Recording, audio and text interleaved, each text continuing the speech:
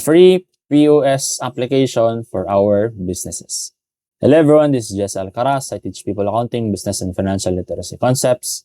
And for this video po, I will be introducing a point of sale application na pwede natin gamitin sa mga businesses natin to capture and accept order or sales transaction para hindi na siya manual. Kasi if you're doing it manually, it's time consuming and there's also a potential na for human errors, like in terms of quantity, in terms of the price. So we can get rid of that if we are using an application. This is being used by some of my clients that are engaged in this buying and selling of plastic wares. Meron ding gumagamit nito sa food and beverage like coffee shop or restaurant. But, caveat muna.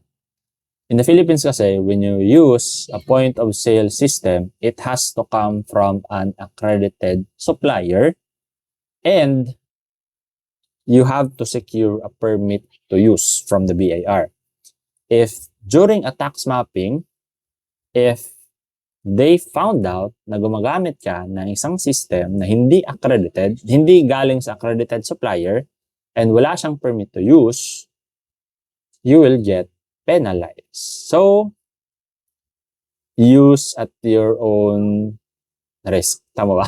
Okay. So, basta, I gave a warning. So, kayo na bahala how you will be dealing with it. So, labas na ako doon. What I will do right now is to help you set it up for the first time and demonstrate kung paano siya gamitin. So, let us now proceed into the demonstration. Okay, so the first thing that we have to do is to download the Loyverse POS application. So, I'm using an iPad. So, just go to the App Store and search for Loyverse. Yan, Loyverse POS. Ito itong logo na ito. It's also available in Android, so don't worry. Okay? So, after downloading, wag muna natin yung i-open. Just go muna to this website, loyverse.com. Gawa muna tayo ng account. So, click sign in. So, this is our back office. Actually, naka-sign in na ako, no? So, gawa muna kayo ng account and then you log into the back office. So, there are a lot of things na makikita nyo dito. This is our dashboard wherein we can check our sales transaction for the yesterday, today, this week, last week, mga ganyan. So, but first, since we will be setting it up for the first time, let us go to our items. Punta tayo sa items and then wag muna sa item list. Gawa muna tayo ng categories. Okay? So, sa categories, we will be having two different categories. Ano lang muna, food tsaka beverage. And then, under those categories, gagawa tayo later ng tig-isang items. So, categories help us identify kung, categories help us group different items into a specific group. So, let's add food. Okay, we can use this green color. And then, let's also add another one, beverage. Beverage. Anong gamitin natin sa beverage? Pula lang siguro. Okay? And then, punta na tayo sa item list. So, sa item list, just click add item. And then, fried chicken. Gawa tayo ng fried chicken.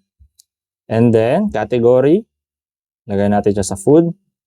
Description, wag na lang. And then, yung price. So, sa price, lagay natin 200 pesos. And then, yung cost niya, pwedeng, sabihin natin 100. Sorry, 100. Okay?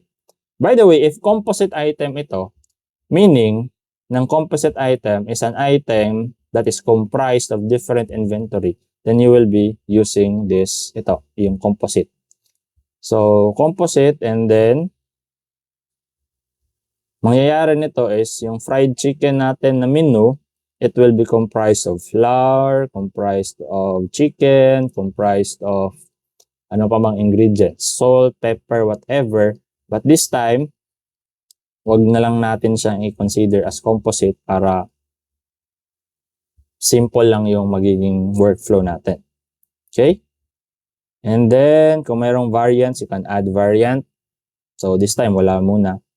And then, you can select kung anong color or anong shape, or you can also add an image. So, we'll just be clicking an image. Just click this window, ito, and then click upload, choose file, and then ito, nakasave na ito. Pinagawa ko lang din kay ChatGPT. So it should be a square. Okay, so rectangle yung paggawa ko. So mayroong mga cropping na mangyayari. Okay, confirm, then save. So after that, tagal ma-save, add tayo ulit. So, meron tayong Coke. So, supposedly may variant ang Coke, pero in this demonstration, wala munang variant. Lagay natin 50 pesos, and then yung cost niya, sabihin natin 15. So, if you notice, merong selling price, merong cost. That is why later, makikita nyo na agad magkano yung margin per item. We'll use another image, upload, choose file, and then we'll use this one. Okay, confirm, then save. So for this demonstration, meron tayong dalawang items. Ayan. So we have here the price, we have here the cost, the margin is already computed dito. So once that's done, these items will now appear in our application. So, but before that, punta muna tayo sa settings. May mga different settings dito para at the very least, meron kayong idea. So, dito sa features, merong mga shifts, time clock, open tickets. Pag sinabing open tickets, pwede tayong mag-take ng orders, tapos isi-save lang natin yung tickets, baka may mga additional pa, and pag check out ng isang customer, that's the time na i-close natin yung ticket and then maniningil ng bayad. However, so that's ideal for restaurants, no, or coffee shops. But if you are using it sa sari-sari store kunwari na order and then bayad, so just turn it off. Okay? So later, pakita ko sa inyo how it works if naka-on or naka-off. Okay? Meron din tayong dining option wherein pwede siyang ma-mark as dine-in, take-out, or for delivery. So for now, let's just turn it on para makita nyo rin. Okay, what else? So, ayun lang siguro for some of the features. Save na natin siya. Let's just save it. By the way, for the payment types, meron din tayong payment types. So, payment types, ang default niya, cash tsaka card. We can also add GCash. Add tayo, others, and then GCash. Baka kasi may ibang bayad via GCash. Okay, then save. Okay, what else? Loyalty points. If you will be implementing loyalty points. Pero sa loyalty points, if you will be implementing this, medyo hassle siya kasi mag-encode ka ng mga customers mo. For our demonstration, wag na lang muna. So yun lang. So after setting up the features in our back office, we can now go to our application na na-download ko na kanina. And then, sign in. Pasok mo lang yung account mo. Okay, so after mong pasukin yung pinaka-application, it will look like this. Okay? So if you have a lot of items, mas marami ding icons ang makikita mo. So it's just a matter of pindot-pindot. So kunwari, merong customer na order ng isang chicken tsaka isang Coke, you just have to click it. Click this one and click this one.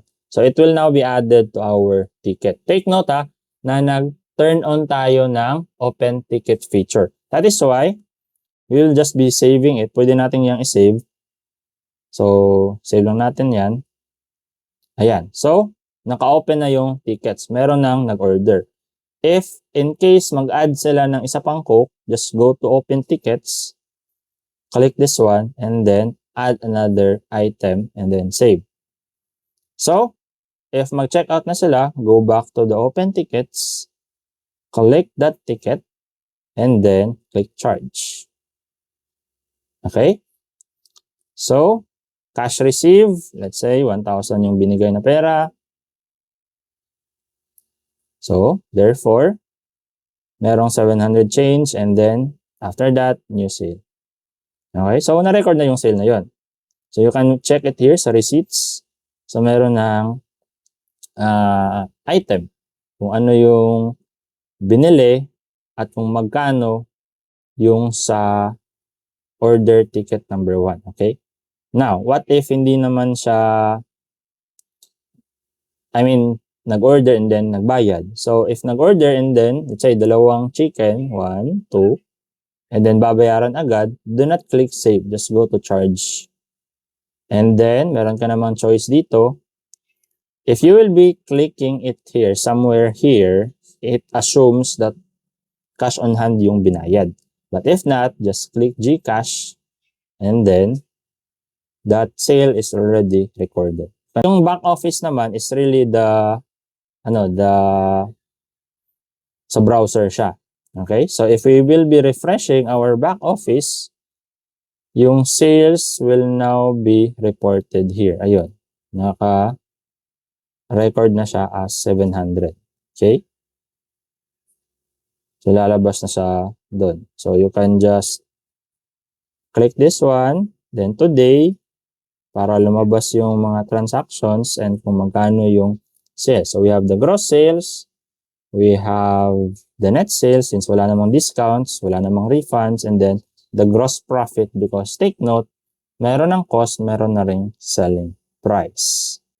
So, I guess that's it for this demonstration. Let me know in the comments kung ano sa tingin nyo yung maganda at not so good feature ng software na ito so that we can discuss. You may also ask questions and I'll answer as much as I could. So, there you have it, the Loyverse free point of sale system.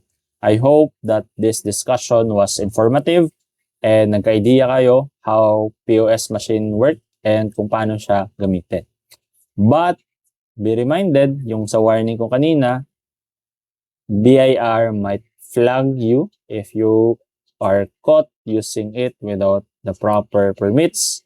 That is why I would recommend that you use Loyverse temporarily just to gain some knowledge kung paano gumagana ang mga POS and kung anong mga features din ang hahanapin nyo from accredited suppliers in case you decide na you will be integrating it permanently sa mga operations nyo. Kato lang and maayong hapon sa tanan.